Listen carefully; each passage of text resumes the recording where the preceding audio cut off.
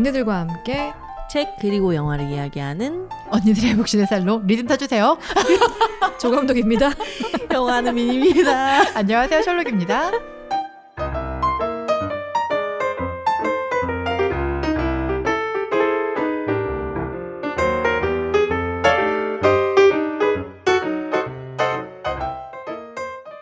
리듬 연습해야 되겠네. 어떻게 할 거야? 내가 볼 때 긴장했어. 긴장해서. 아니 왜냐면 감독이 너무 갑자기 시작해갖고 빨리 해야 되나 봐. 그래서 너무 웃기다. 저희가 7월 11일 목요일에 지금 찾아뵙고 있는데 네.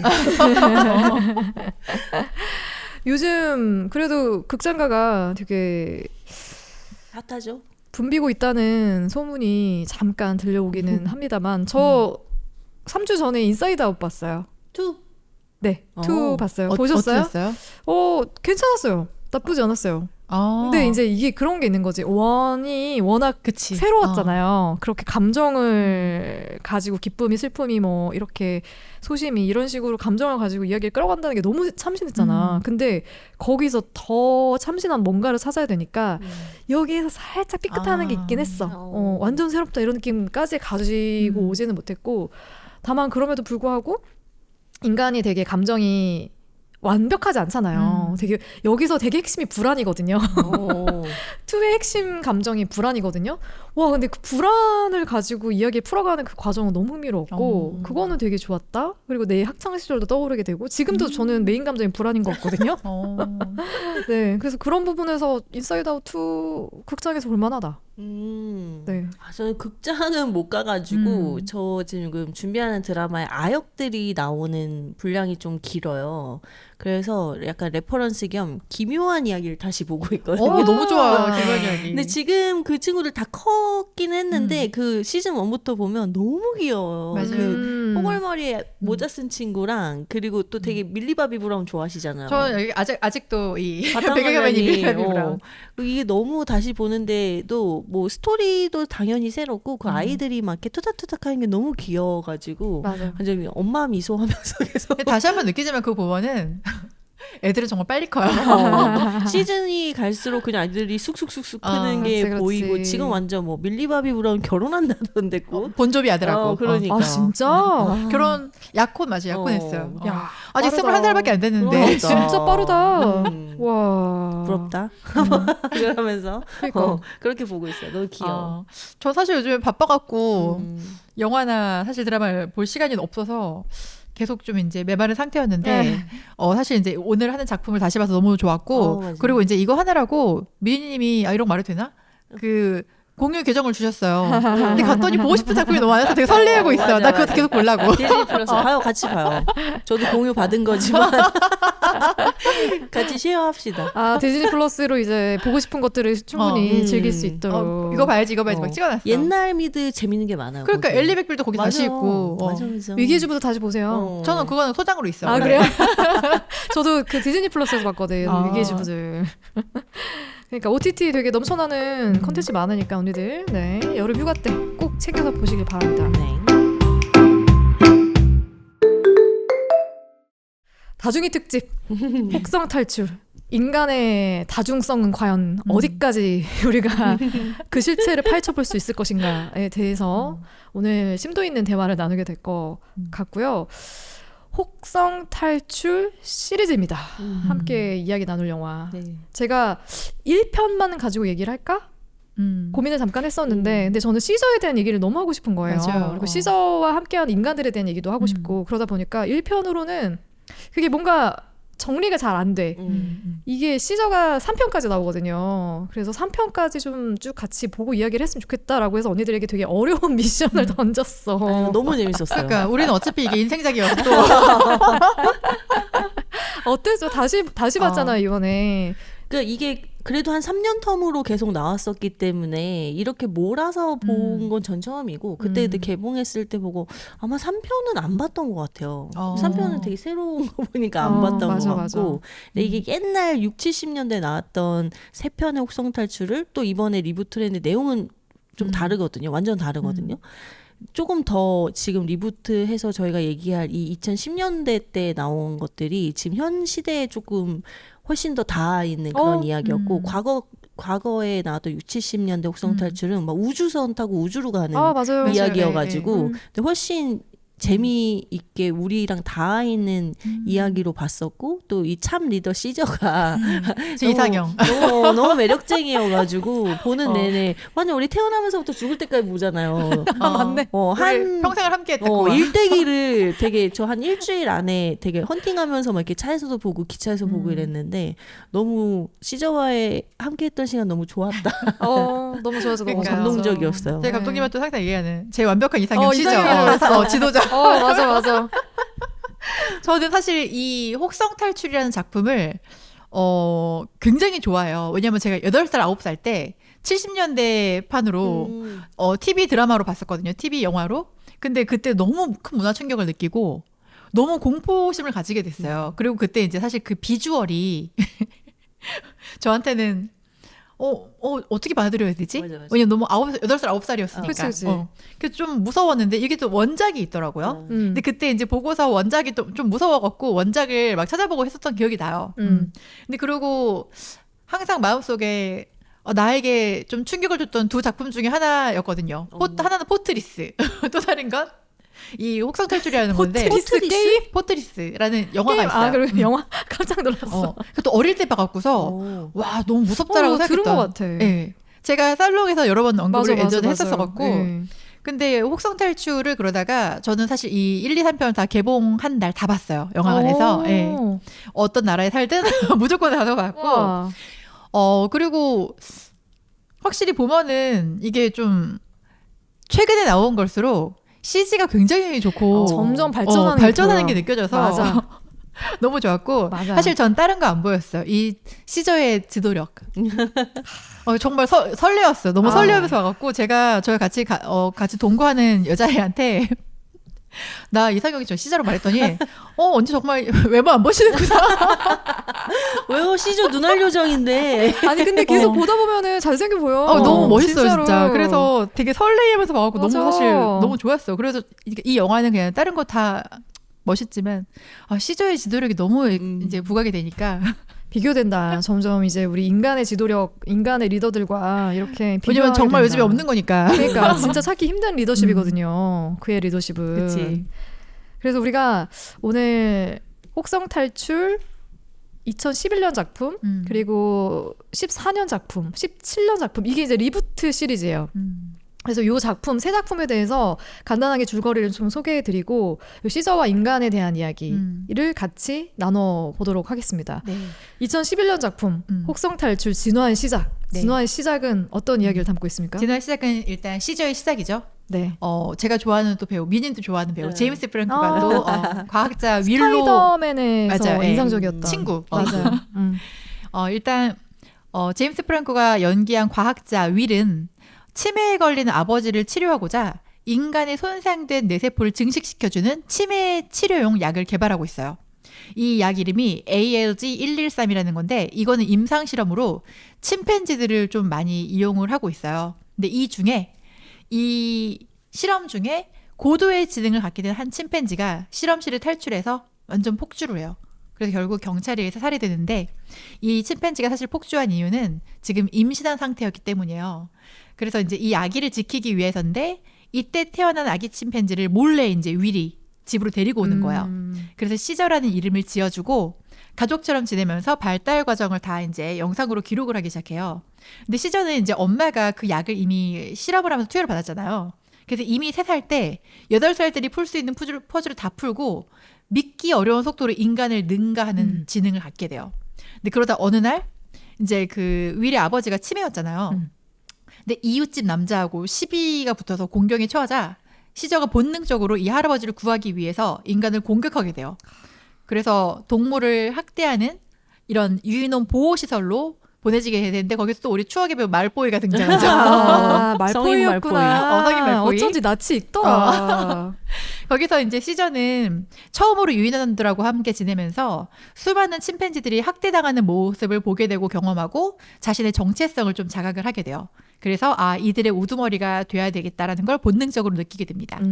그래서 뛰어난 지능으로 보호소를 탈출해서 유일의 집에 보관돼 있던 그 아까 치매약이죠. 그 ALG113 약을 탈취해서 갇혀있던 침팬지들한테 사용해서 지능을 가지는 침팬지 무리를 만들어요. 그래서 그들의 우두머리가 돼서 보호시설을 탈출해서 우리 샌프란시스코의 금문교에서 경찰과의 전투 끝에 승리를 하고 자유로운 숲으로 돌아가게 됩니다. 여기까지가 저희 진화의 시작의 이야기예요. 근데 너무 맞아요. 재밌어. 진짜 재밌어요.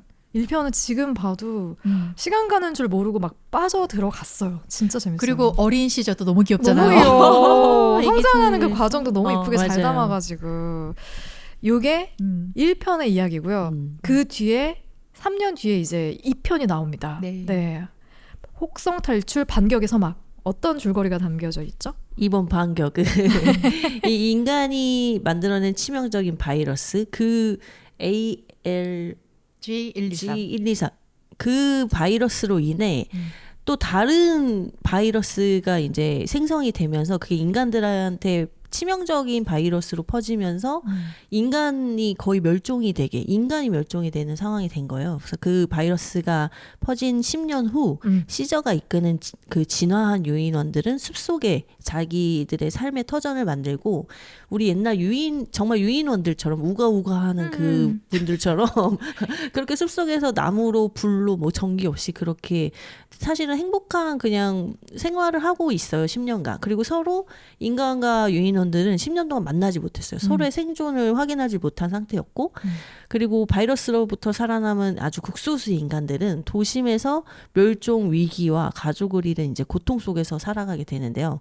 서로의 존재를 잊고 있었던 두 종족은 전기를 만들어낼 수 있는 수력댐을 다시 가동시키기 위해서 말콤 박사 그 인간 일행이 숲속으로 들어오면서 다시 마주치게 되고 또 댐으로 전력만 다시 시키게 해주면 서로 해피하게 우리 그냥 위민하고 따로 지금처럼 행복하게 살자라는 말콤 박사의 말에 시저는 인간들에게 그러니까 평화의 제스처를 보여주면 그렇게 될 수 있다고 생각을 했어요. 그래서 댐을 보수할 수 있게 도와주고 뭐 사실 중간중간 이렇게 엇나가는 부분들이 있는 인간이나 유인원들은 이렇게 제압을 하면서 되게 정치적으로 올바른 결정들을 하면서 나아가요. 근데 이제 인간들에게 끊임없이 실험체로 고문을 당했던 기억이 있던 한 유인원 코바는 인간이 전기를 가지게 되면 유인원은 다시 인간에게 종속될 수밖에 없다고 생각을 하면서 시저의 그 인간 친화적인 결정에 계속 반기를 드는데요. 그렇게 반인간파인 코바와 평화파인 시저의 대립으로 인해서 유인원이 시작된 인간과의 전쟁이 결국 이 반격의 서막 영화에서 시작이 되고 이제 본격적인 전쟁이 시작되기 전에 사실 이 영화는 끝이 나요. 근데 이 과정에서 그 주인공인 시저와 말콤 박사, 인간 대표와 유인원 대표의 그 약간 좀 남북을 보는 것 같기도 하고 뭔가 좀 되게 너무 이 두 아름다운 정치 나는 되게 리더가 맞아. 너무 우리 현생에도 있었으면 좋겠다라는 생각을 하면서 그 묘한 우정이 너무 맞아요. 보기 좋았고 내 마음을 뭔가 따뜻하게 만들어주는 몽글몽글하게 만들어주는 게 이 편의 되게 좋은 지점이었던 것 저는 같아요. 이 편을 제일 재밌게 봤어요. 이 편 되게 재밌었죠. 그리고 중요한 게 코바가 1편에도 되게 중요한 역할을 나오거든요. 그러니까 1편에서 코바가 거의 그게 중반부에 실험 대상으로 들어가면서 그때부터 이미 코바 얼굴이 너무 많이 상해 있었어요. 그러니까 아마 인간들에게 되게 많은 실험 대상으로 쓰였던 것 같고 그러면서 이미 그때부터 코바는 인간에게 안 좋은 감정을 가지고 있었는데 실험을 또 그때 한번 또 크게 이제 받고 막 이러면서 좀 힘든 그런 기억들이 있는 상태에서 그때 시저가 이제 그 실험 대상체들을 유인원들을 다 구해내면서 같이 그 숲으로 향했던 것까지 1편에 잘 드러나 있거든요. 근데 그랬던 코바가 2편에서 이미 인간에게 안 좋은 감정, 인간에게 증오심밖에 없는데 여기에서 이제 어떻게 시저와 인간들이 또 싸움을 붙이게 만들어주는지를 지켜보는 게 이 편의 또 묘미. 맞아요. 그리고 이 편의 주요한 내용은 사실은 이제 이 전쟁이 시작되지 않아도 됐을 뻔했는데 맞아요. 코바가 인간을 끝까지 믿지 못했기 때문에 인간이 쏜 것처럼 하고 시저에게 총을 겨녀버려요. 맞아요. 그래서 이제 죽은 걸로 사실 처음에는 돼 있었는데 그래서 전쟁은 시작되죠. 하지만 다행히 시저가 제압을 하죠.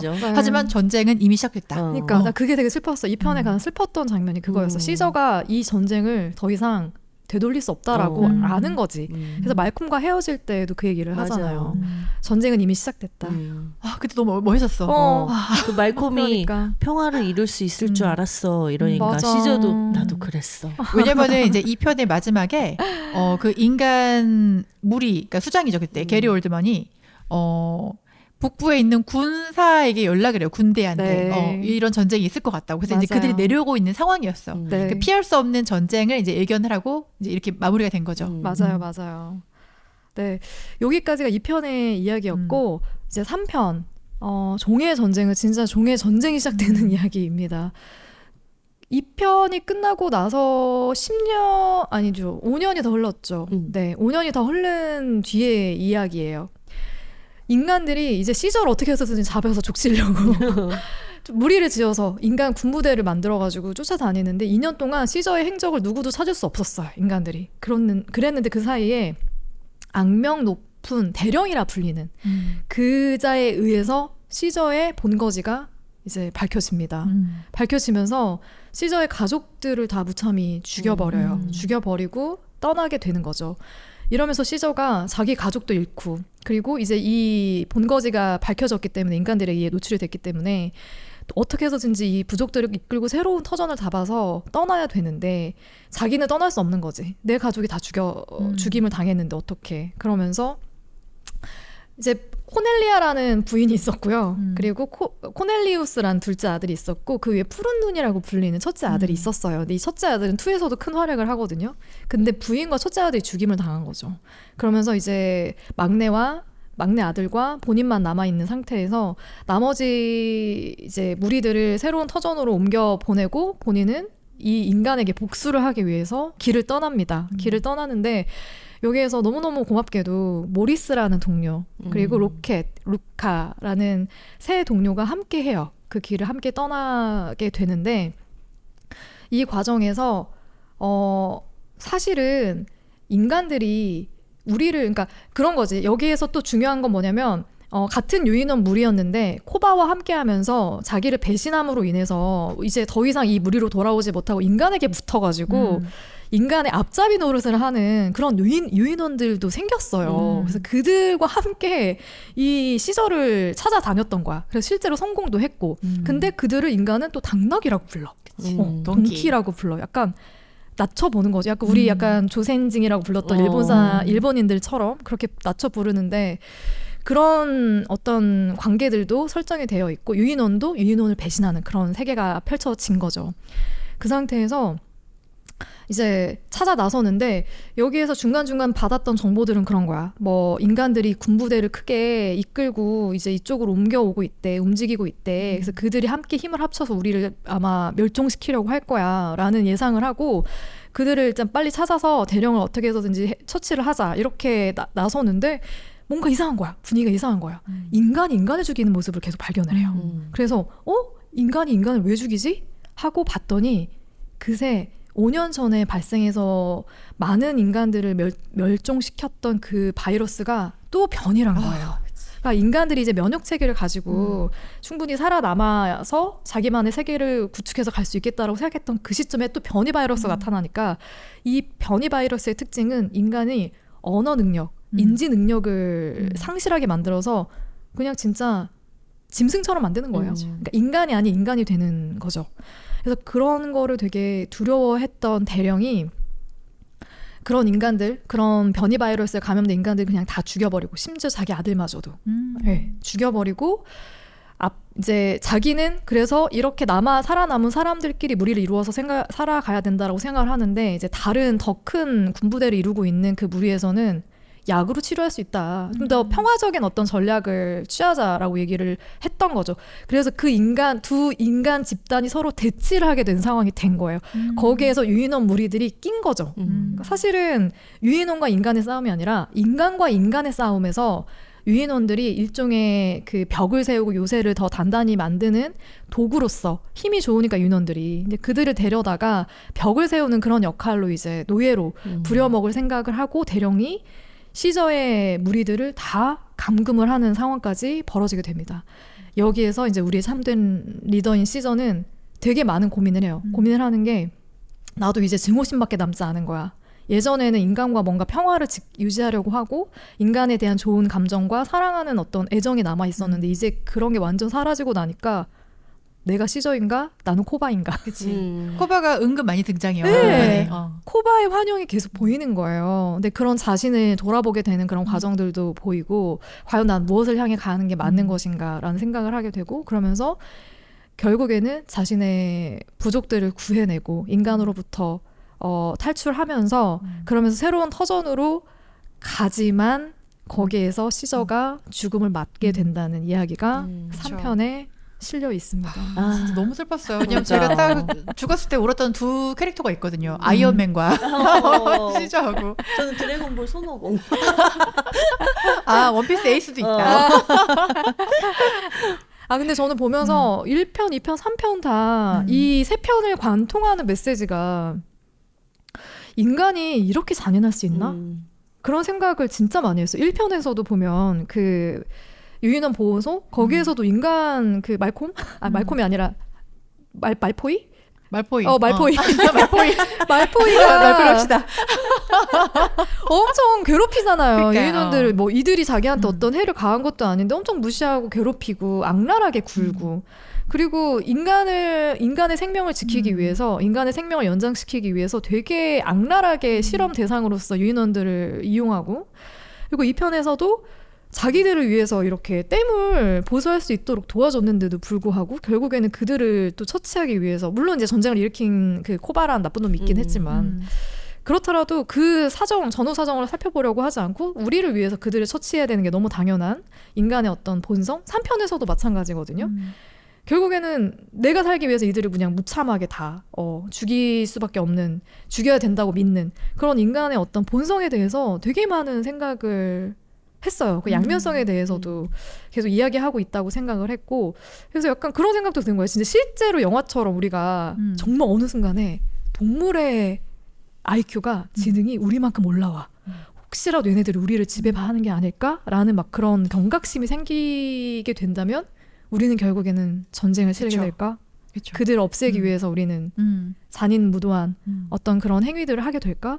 거기에 대한 좀 궁금증이 생기긴 했어요. 근데 너무 당연한 것 같아요. 그거는 나의 정체성이나 어떤 나의 존재에 대한 도전을 받게 되면 사실 이거는 뭐 종의 문제가 아니라 뭐 국가나 종교나 사람도 다 마찬가지인 것 같은데 어쨌든 내가 잔인해지지 않으면 내가 먹힐 수 있는 상황이잖아요. 그치. 이거는 내 보호 본능인 거야. 그건 그래. 맞아. 저도 마찬가지로 지금도 이거는 그러니까 종이 아닌 그 다른 이유로 인간끼리도 하고 있는 너무 많잖아요. 전쟁들이기 때문에 근데 인간끼리도 현재도 이러고 있는데 만약에 유인원이나 다른 동물들이 이렇게 이런 혹성 탈출 같은 상황으로 다가오게 되면 저는 하고도 남는다 인간은. 그러니까 저는 이 시리즈를 보면서 계속 들었던 생각이 인간이야말로 정말 인간답지 않다. 오히려 맞아. 뭐 유인원이나 다른 동물들은 맞아. 정말 인간보다 더 인간적으로 서로를 위하고 이렇게 행동하는데 인간들은 정말 그렇게 꼭 그래야만 했나 계속 그런 생각이 드는 거예요. 근데 또 그렇다고 너무 인간을 윌 같은 사람도 있지. 나쁘게 보느냐 뭐 그런 좀 이렇게 천편일률적으로 인간을 나쁘게만 그리진 않는데 그 한두 혹은 그 어떤 리더들 잘못된 리더들로 인해서 이 정말 파국으로 가는 이 길이 너무 눈에 뻔히 보니까 너무 가슴이 아프더라고요. 그러니까 사실 이제 이 우리가 실험실에서 약물 투여를 해갖고 실험 대상으로 쓰는 거잖아요. 네. 이 유인원들을. 근데 사실 그것도 우리의 인간이라는 종족의 보존을 위해서 사실 다 행했던 거기 때문에. 맞아요. 과연 이걸 욕할 수는 없을 것 같고 또 하지만 인도주의적으로는 좀 이것도 아닌 것 같고. 그렇죠. 우리가 예전에 뭐 AI나 뭐 로봇 같은 그런 존재에 대해 얘기하면서도 어디까지를 인간으로, 복제 인간도 그렇고 어디까지를 인간으로 보고 뭐 지능이 있으면 우리가 뭐 어떤 법률이나 이런 거를 적용을 해야 되느냐 뭐 그런 얘기 한 적이 있었잖아요. 약간 유인원이 지능이 더 높아지고, 사실 지금도 똑똑하긴 하지만 높아지고 인간성을 갖게 됨으로써 그런 고민이 조금 더 되는 지점인 것 같기도 해요. 그렇죠. 그리고 요즘 같은 시대에 가장 이제 논쟁거리는 과학기술의 발전은 더 나아갈 수 있는데 이게 어디까지 윤리적인 잣대를 돼야 될 것인가. 또 그런 생각하면 되게 어려운 지점인 것 같아요. 맞아요. 그런 것도 있고 우리가 요새 왜 AI로 인간의 모습을 똑같이 한 캐릭터들을 개발해 낼 때도 왜 인간이 되게 불쾌한 골짜기라고 해서 나와 너무 흡사한 모습을 한 그런 대상을 보면은 되게 기분 나빠하고 맞아. 불쾌하고, 그렇기 때문에 조금이라도 나랑은 그래도 나보다 좀 떨어지는 어떤 모습을 보이게끔 그렇게 만들었으면 좋겠다는 심리를 갖고 있잖아요. 근데 이게 유인원을 실험할 때도 좀 비슷한 느낌을 받는 거죠. 이들이 정말 인간만큼 뛰어난 지능을 보였을 때 사람들이 그 놀라는 반응, 되게 불쾌할 수 있잖아요. 그리고 여기서도 말을 하기 시작할 때 되게 놀라거든요, 인간들이.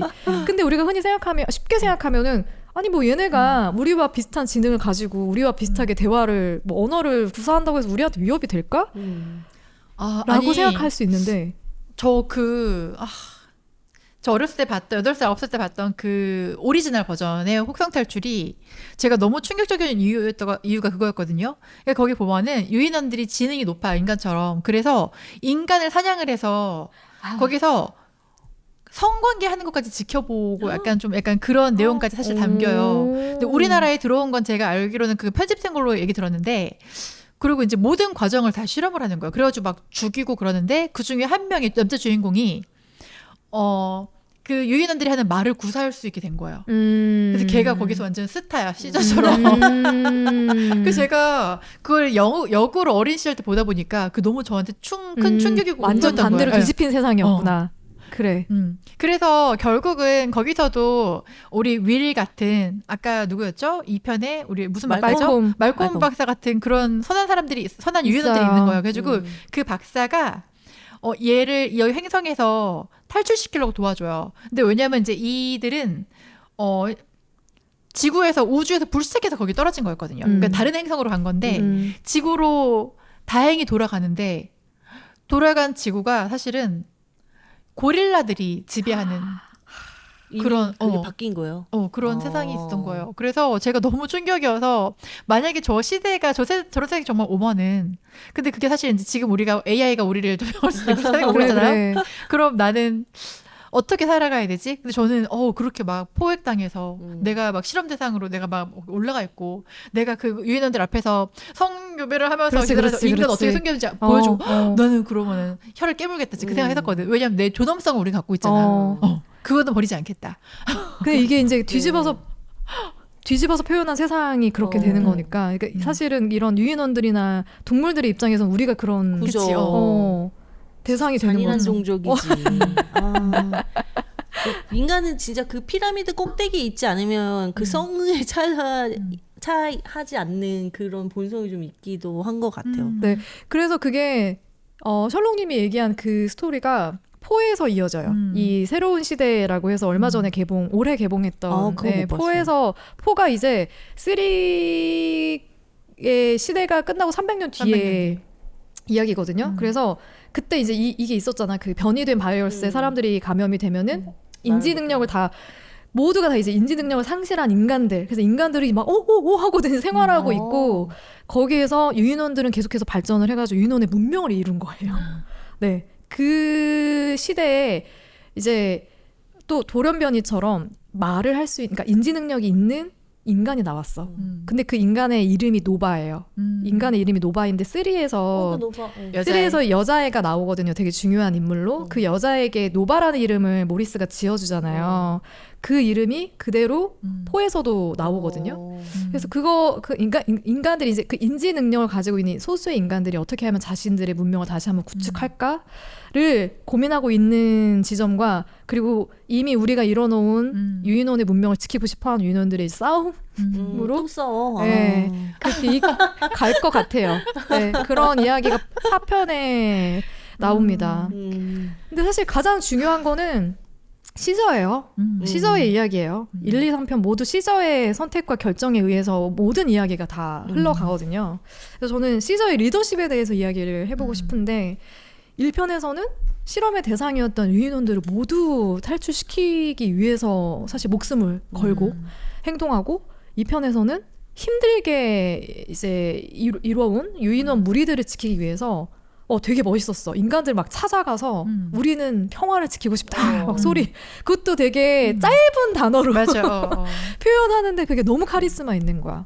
근데 여튼 시저의 생각은 그런 거죠. 전쟁은 그들만 죽이는 게 아니라 우리도 죽게 되는 결정이다. 그렇기 때문에 우리는 평화를 유지해야 된다라는 그런 생각을 가지고 있고 3편에서는 그걸 지키기 위해서 초반에 군인들을 살려줘요. 우리는 평화를 원한다. 그리고 이 전쟁은 내가 일으킨 게 아니다. 라고 했는데 결국 인간들이 그 평화를 원하는 시저의 마음을 몰라보고 그냥 쳐들어오는 이야기인 거죠. 근데 이런 시저의 리더십이 저는 너무너무 멋있고 맞아요. 너무너무 인상적이었어요. 그래서 언니들이 인상적으로 봤던 시저의 행동이나 결정들 저는 사실 어느 한 장면 막 이렇게 생각나기보다는 그냥 그 시저의 전반적인 사실 이 종을 창시한 거나 마찬가지잖아요. 그 종은 있었지만 이런 무리를 이뤄서 우리가 유인원을 하나의 사회로 이제 이렇게 집단으로 이끌어가는 처음이잖아요. 맞아요. 거의 위아더 150 같은 단군급이 단군급. 그치 단군급이 단군급. 근데 저는 그 철학이 너무 좋았던 거는 화합과 평화가 기본 원리인 거예요. 그렇지. 그래서 유인원은 하나일 땐 약하지만 뭉치면 강하다. 이거 진짜. 뭉치면 강하다. 다 같이 이걸 따라해. 맞아. 그리고 유인원은 유인원을 죽이지 않는다. 않는다. 약간 그런 철학이 너무 좋았고 그래서 이제 다 같이 1편에서도 탈출해서 그 금문교를 향해서 경찰들하고 대치하고 싸우는 상황에서도 정말 포악한 고릴라가 인간을 죽이려고 하니까 No! 안 된다고. 그러니까 자기만의 원리가 있는, 원칙이 있는, 진짜 멋있어요. 진짜로. 그런 건 거예요. 그리고 약간 2편에서도, 사실 저는 코바도 이해는 해요. 왜냐면 자기 가진 경험이 사실 단 거니까. 안 그럼 날 당할 수도 있고, 코바도 나름대로는 그 자기의 종을 유지하기 위한, 존속시키기 위한 결정이었을 수 있기 때문에 이해를 하는데, 일단, 코바의 지도 철학은 무조건 이제 강한 자가 이긴다. 리더다. 우선이다. 여기에 뭐 시저의 자리는 없다 이제. 그리고 굉장히 무력적으로 이제 막 제압하고 그리고 날 따르지 않는 사람들은 막 이렇게 하는 건데 시저는 무조건 평화. 맞아. 무조건 평화. 그래서 제가 2편에서 이제 대롱대롱 매달린 이제 코바를 붙들고 살려달라고 하잖아요. 코바가. 근데 이제 그때 코바가 일하죠. 유인원은 유인원을 죽이지 않는다. 이게 너의 철학이니까. 맞아. 그런데 너는 유인원이 아니라고 딱 놓아버리는데 사실 저는 그 모든 약간 이런 선택들이 사실 되게 쉽지 않은데 맞아. 계속 리더의 선택을 따라가서 너무 멋있는 거예요. 맞아. 진짜 멋있었어. 진짜로. 이게 1, 2, 3편마다 되게 그 시저가 성장을 하면서, 그러니까 리더로서도 그리고 이제 뭐 가장으로서도 그 모든 면에서 성장을 하는데 그 선택이 저는 너무 천편일률적으로 그냥 착하거나 좋지만은 않았던 그게 오히려 전 더 좀 기억에 남는 게 항상 이렇게 양가적인 어떤 장단이 있잖아요. 근데 첫 번째 1편에서도 사실은 그 말포이 성인이 된 말포이가 막 이렇게 괴롭히니까 말포이를 감전사에서 죽이게 돼요. 처음으로 살인을 하게 되는데 너무 충격을 받은 거야. 자기도 내가 살인을 할 수 있는 내가 살인이라는 걸 했네? 라고 충격을 받지만 그럼에도 불구하고 사실은 리더로서 여기 이 수용소에 갇혀 있는 다른 유인원들을 풀어주는 게 자기는 제1 목표가 됐기 때문에 그런 선택을 했고 그 이후로 이제 혼자서는 굉장히 힘들어하지만 그걸 이렇게 티내진 않아요. 그리고 2편에서도 이 시리즈 내내 이제 유인원은 강자를 따르는 습성이 있다는 걸 계속 강조하는데 맞아. 근데 또 시전 평화주의자잖아요. 맞아. 그럼에도 불구하고 코바가 막 이렇게 대들거나 혹은 뭐 누군가가 자기한테 이렇게 그 권위에 도전을 해올 때는 또 강하게 배틀을 붙어요. 붙어줘. 들어와. 맞아. 해가지고 그건 해야지. 이겨. 할 땐 또 해. 싸움도 잘해. 그래. 머리도 멋있어. 머리도 좋고. 막 근육이 그냥.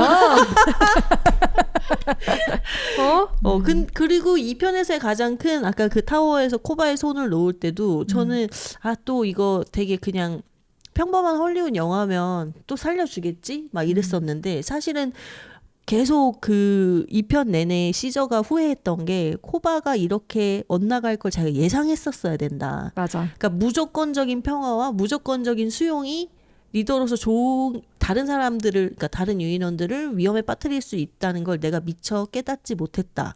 이거를 앞에 계속 깔아준 다음에 여기서 손을 안 잡아주니까 너무 또 이해가 되는 거예요. 그렇지. 그렇죠. 그러니까 이게 정말 지도자로서 하나하나 밟아간다는 느낌이 드는 게 우리도 사실 사회주의가 아니 좀 너무 쉽지 않잖아요. 민주주의에서 정말 다수를 통솔한다라는 건 쉽지 그럼요. 않은데 여기서도 유인원의 절대적인 모습만 느끼고 있다. 딱 보고 있다가 결국은 유인원도 인간과 다르지 않다라는 걸 느끼는 지점이 나와요. 맞아요. 근데 그때부터 또 새로운 걸 밟아가서 알아나가는 거죠. 그렇죠. 그래서 약간 그런 성장을 보는 게 또 영화의 또 묘미였다. 그러니까 1편에서는 되게 좋은 인간을 만나서 인간에 대한 좋은 경험을 갖고 있었지만 나쁜 인간도 있다라는 걸 알게 되면서 유인원 무리를 이뤄서 난 유인원과 함께 인간을 떠나서 살아갈 거야 라는 그런 성장통이었다면 2편은 유인원이 인간보다 나는 더 낫다고 믿었는데 그치, 사실은 우리도 인간과 똑같아라는 걸 알게 돼서 그래서 인간들 중에서도 나쁜 인간이 있어서 그들을 처단을 했듯이 유인원 무리들 중에서도 우리가 받아들일 수 없는 수용할 수 없는 그런 무리가 있다면 그들은 또 내보내야 되는 거죠.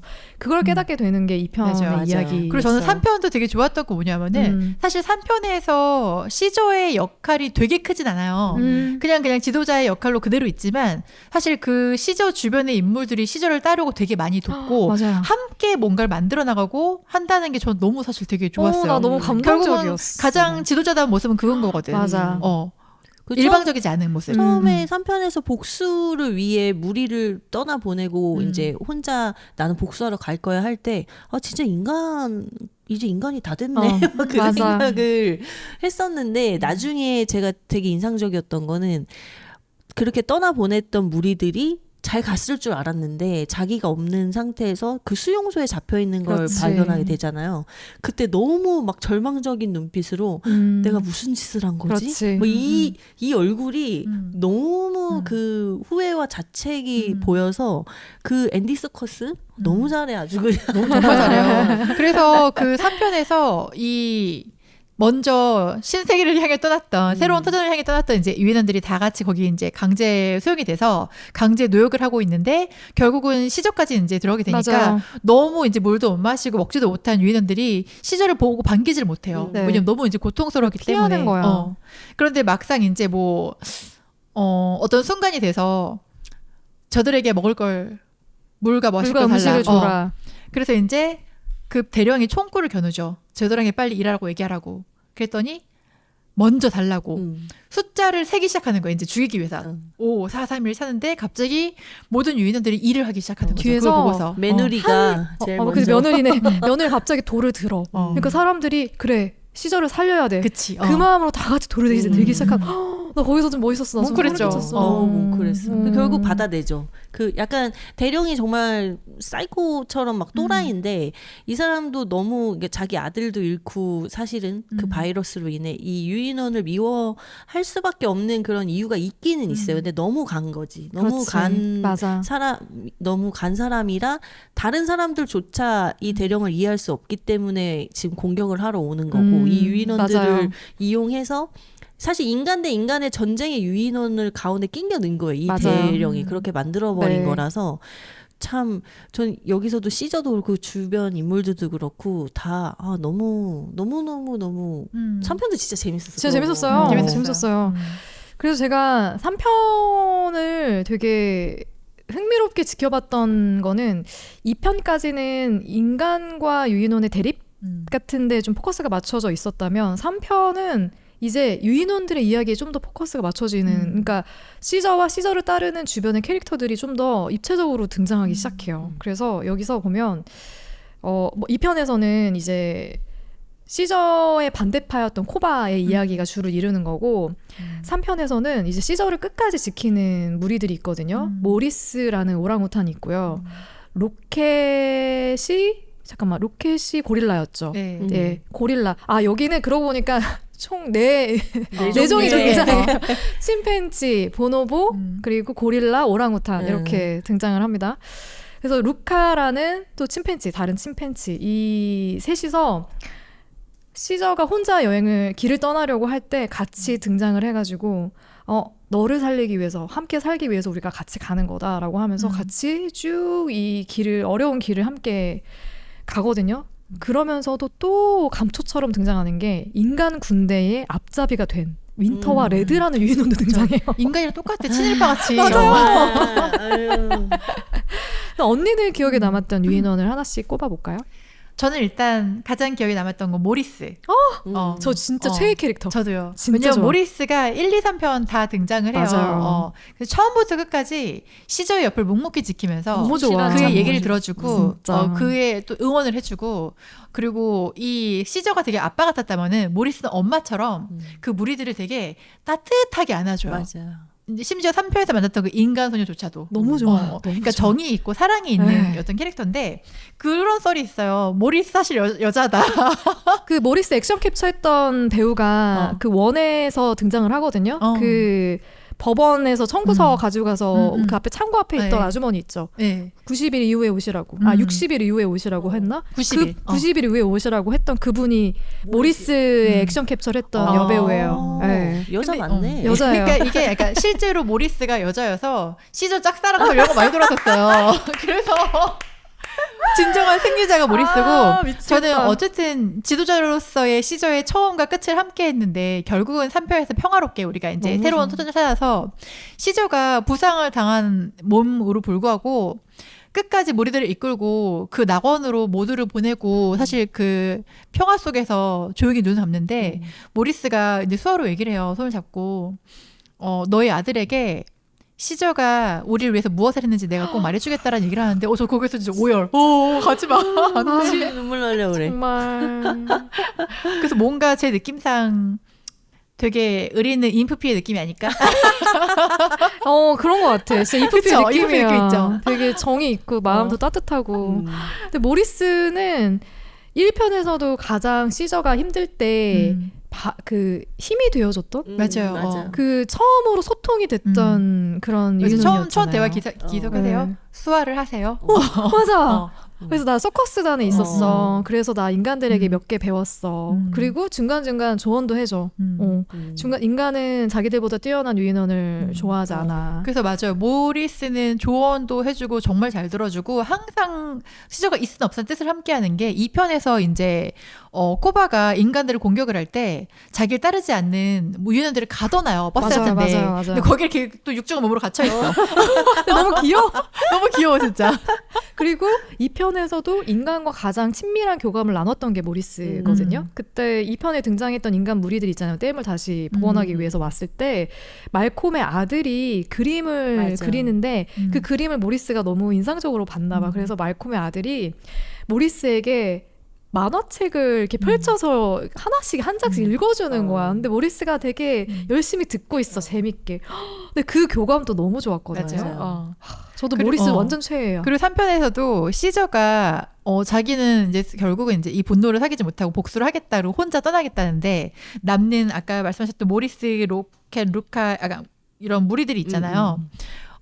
그런데 모리스가 이렇게 얘기해요. 그러니까 시저가 나는 못 돌아올 수도 있어. 그러니까 그래서 맞아. 같이 하는 거라고 널 살리기 돌아오게 위해서. 하려고. 맞아. 근데 내가 울었어. 모리스 멋있어. 왜 그래 모리스. 모리스 너무. 그리고 그 3편에서도 그 아이가 이제 이 바이러스에 감염된 아이로 나오거든요. 이제 나중에 모리스가 노바라는 이름을 지어주는 여자 소녀, 어린 소녀를 딱 만났을 때도 아이가 너무 무서워하는 게 보이니까 그 아이 옆에 떨어져 있던 인형을 이렇게 집어서 아이에게 딱 줘요. 근데 아이가 거기서 마음에 좀 긴장이 풀어지는 거지. 근데 뭔가 말을 하고 싶은데 아이가 이미 그 바이러스에 감염된 상태이기 때문에 언어 능력을 잃어서 말을 못 하는 거야.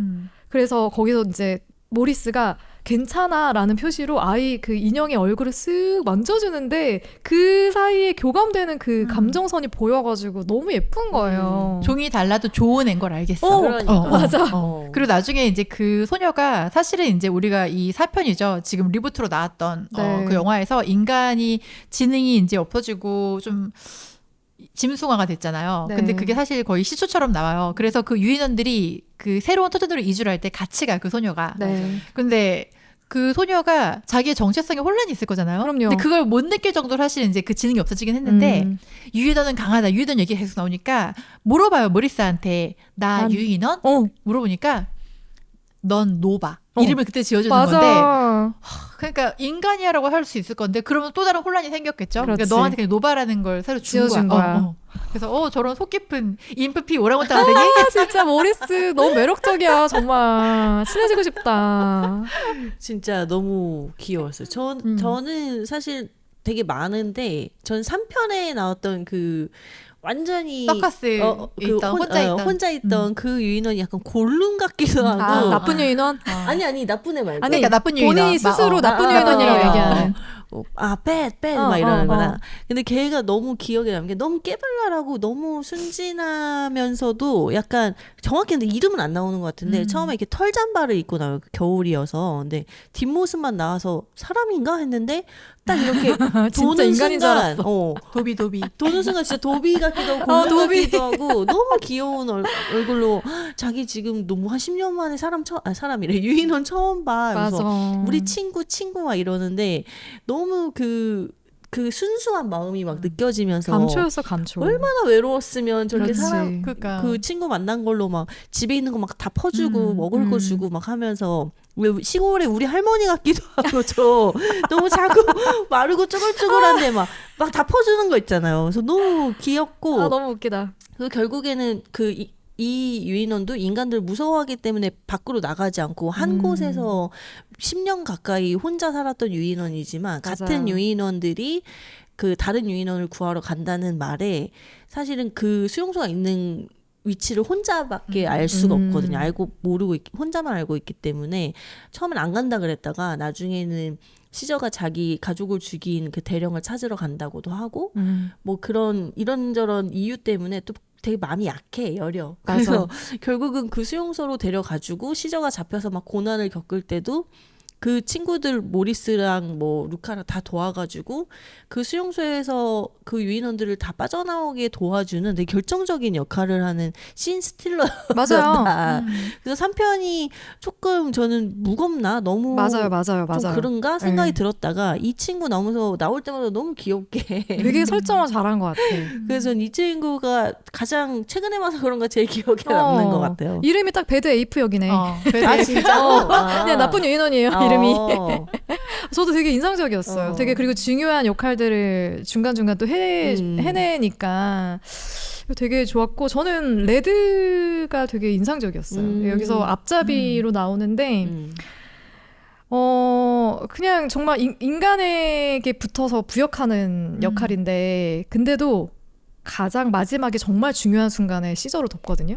나는 그 선택이 너무 이해가 됐어. 그러니까 인간이 결국 유인원을 죽일 거라는 거 알고 있으면서도 내가 살기 위해서 인간에게 붙어가지고 그들이 시키는 걸 다 뭐 동키라는 말을 들으면서까지 하는데 시저가 그런 조언이랄까? 그러니까 그런 얘기 하거든. 너는 동키가 아니야. 넌 유인원이야. 이런 얘기를 하거든요. 그리고 나서 애가 어떤 마음의 변화가 있었는지 모르겠는데 시저를 이제 쏘려고 하는 군인을 쏴서 죽여요. 그리고 본인도 죽임을 당해요. 그렇죠. 사실 이제 자기가 죽임을 당할 거 알면서도 알고 그 한 순간 거죠. 사실 시저가 그때 어떤 걸 하려고 그랬냐면은 그 용광로 같은 거였나 그게? 가스 배관 같은 유독가스. 거였죠. 네. 거기다가 이제 폭탄을 투하하면은 다 터지게 돼 있어요. 그래서 이제 그렇게 해야지만 사실 이제 종식이 되는 거잖아요. 그렇지. 근데 그런 걸 하려고 그러는데 그 군인한테 걸린 거야. 그렇지. 그래서 이미 한 방 맞았어요.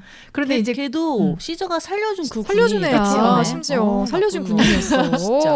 근데 이제 그걸 다 목격을 하고 있었는데 레드가 어떤 걸 하려는지 알았기 때문에 그걸 막은 것 같아요. 이러지 않으면 이도저도 아니고 서로 다 끝날 수 있는 상황이기 때문에 그래서 그도 선택을 했다. 결국은 하지만 자기 종을 선택한 거죠. 그렇지, 그죠. 자기 종을 선택한 거죠. 근데 여튼 그 과정들이 얼마나 험난하고 힘들었을지를 아니까 레드에 대한 좀 안타까움도 계속 있었던 것 같아. 자기 종을 그렇게 막 고문하면서 마지막에 가서 그런 선택을 할 수 있었다는 용기도. 인간이 진짜 나쁜 게 자기들이 스스로 하지도 않아. 그런 거 꼭 같은 유인원을 시켜서 네. 다른 유인원을 괴롭히게 만들고 그 일제시대 때도 꼭 이제 한국 사람을 시켜서 한국인을 고문하게 만드는 맞아요. 정말 그 어쩜 그렇게 나쁜 짓은 머리도 좋아가지고 잘 만들어내는지 지능이 있으니까 그래요. 지능이 있으니까. 그거 조금 떨어져야 되나 봐. 짐승들은 그냥 몰아주겠다. 짐승들은 몰아주겠다 그냥. 근데 그게 되게 너무 신기하죠. 여튼 인간들 어떻게 이렇게까지 잔인할 잔인할 수 수 있어. 있지 싶은 생각에 좀 그랬어. 맞아. 근데 되게 매력적인 유인원들이 많이 등장한다는 사실. 그리고 저희가 시저의 결말에 대해서 얘기를 하지 않을 수가 없어요. 이렇게 3편에서 유인원 무리를 살리기 위해 가지고 엄청나게 고군분투하거든요. 그리고 그 안에서도 멋있어. 되게 중요한 리더십을 이미 빠졌는데. 끊임없이 펼쳐 보이고 그 보니까 유인원 그 침팬지의 수명이 한 40살에서 50살 정도 된다고 오래 사는구나. 하더라고요. 그러니까 시저가 이때가 아마 나이가 한 20살 정도 됐을 거예요. 한 18? 그래요? 침팬지 나이. 여자였구나. 침팬지의 나이로 우리 나이로 하면 한 40 정도 됐을까? 인간의 딱이네. 나이로 하면은. 그래서 고군분투 하던 시저가 결국에는 잘 무리들을 구해내. 근데 이것도 되게 웃긴 게 유인원들이 싸움을 종식시켰다기보다는 그냥 결국에는 그냥 지들끼리 그냥 그러니까 대령이 중요한 중요한 그쵸. 결말을 포인트겠죠. 얘기해야 되네. 대령의 죽음에 대해서 얘기해 맞아. 주십시오. 일단 그 다 갇혀 있어요. 다 갇혀 있는 상황에서 아까 그 저희가 언급했던 그 지능을 잃어버린 그 인간 소녀가 있죠. 그 소녀는 두려울 게 없잖아요. 그렇지. 그래서 밤에 그 유인원들이 갇혀 있는 그 우리를 왔다 갔다 할 수 있는데 갇혀 있는 시저에게 가서 나 이거 너무 감동적이었어. 며칠 동안 물도 못 마시고 쓰러져 있는 시저에게 목말라 하고서 물을 먹여주고 그래. 그리고 좀 반대편에 우리에 있던 그 유인원들이 먹을 거를 모아서 주니까 모아놨던 거야. 그걸 또 옮겨서 또 해줘요. 주는 거야. 근데 그러고 이제 그때 시저가 그 우리 안에서 혼자 외롭고 무서울까봐 자기 인형을 딱 주고 가요. 뭐야. 이거 감동적이야 진짜. 근데 나중에 그 다음날 이제 대령 무리들이 와요. 얘가 죽었는지 보려고. 근데 당연히 살아있었지 멋있게. 근데 이제 대령이 그 인형을 발견하는 거예요.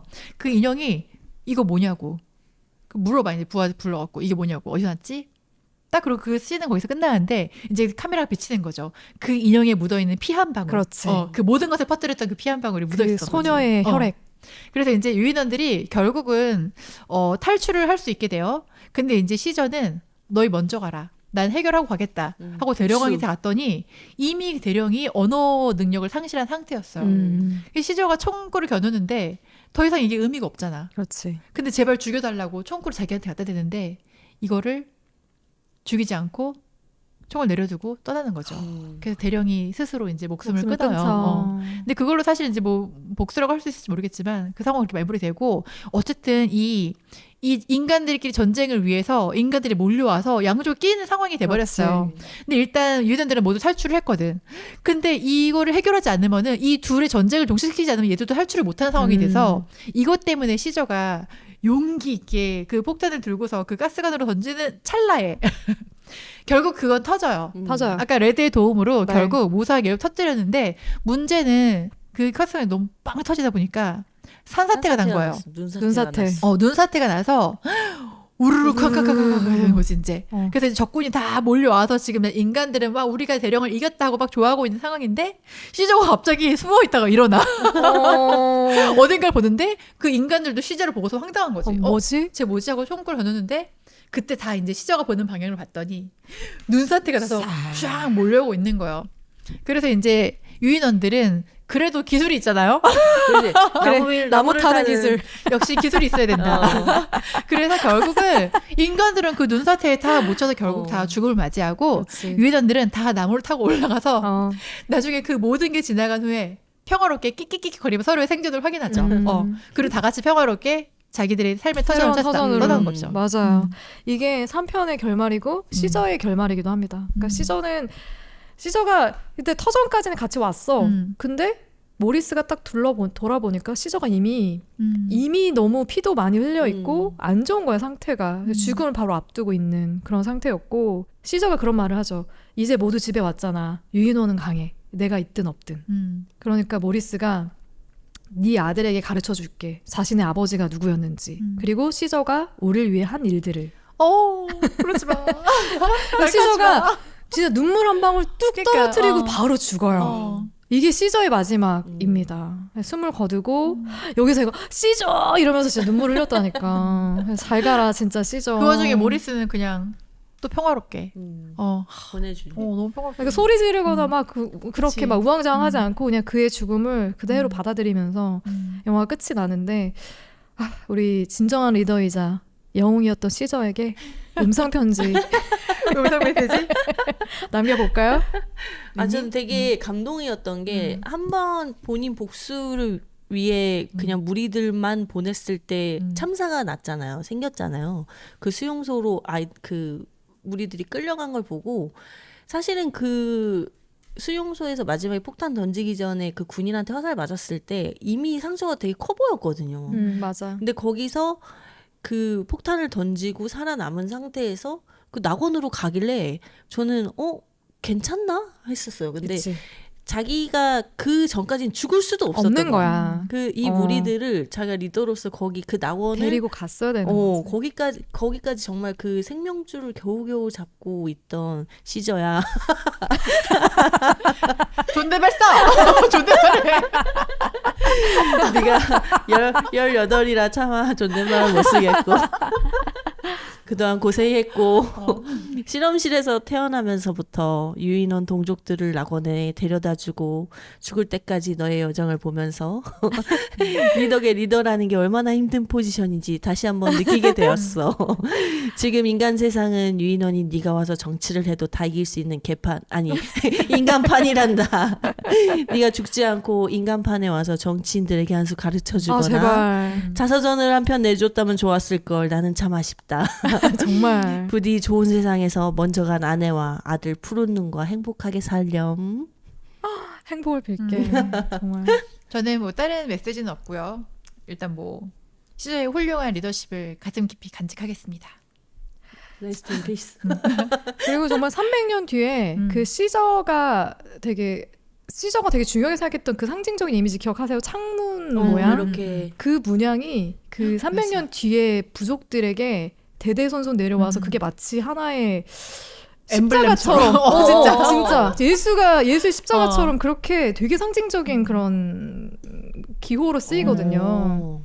정말 모리스가 약속을 지켰다라는 거를 다시 한번 느끼는 거지. 모리스 박혁거새처럼 대대손손 이렇게 내려오는. 시저가 우리를 위해 한 일들이 무엇이었는지를 정말 완벽하게 알려주었구나라는 걸 느끼고 300년 뒤에 그 부족을 거느리는 물론 좀 나쁜 리더이긴 하지만 그의 이름도 시저예요.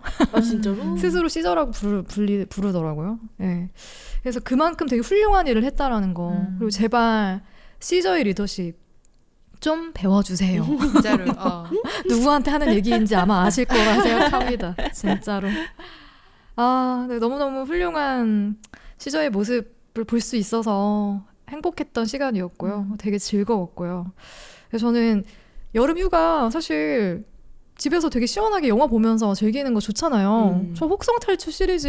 그러니까. 너무 좋죠. 네, 휴가 앞둔 너무 언니들에게 꼭 추천드리고 싶어요. 그리고 은근 설레인다. 되게 설레인다. 진짜로. 하루면 다 볼 수 있을 것 같아요.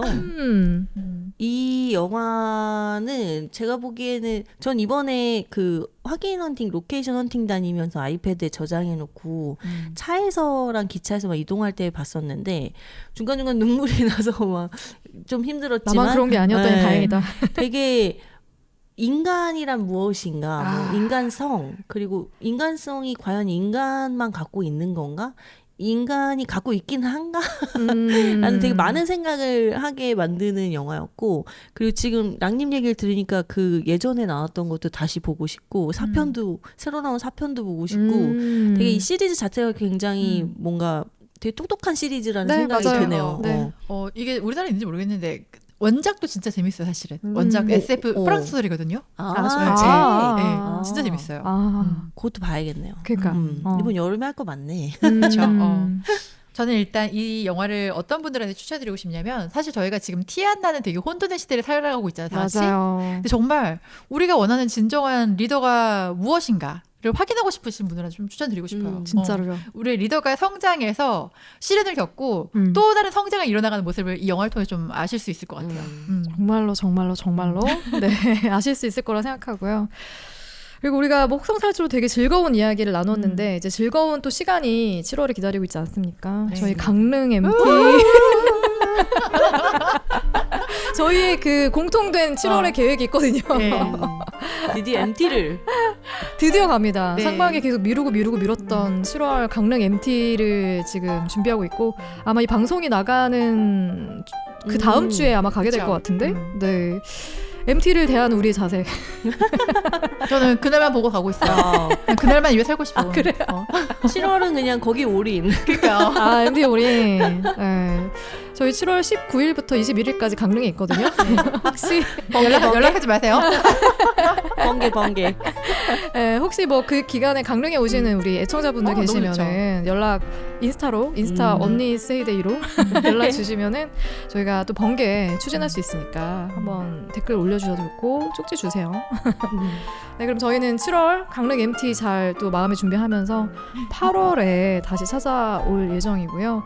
그리고 저는 다음 주에 저희 살롱 최초로 남성 게스트를 모시고 녹음을 하게 됐습니다.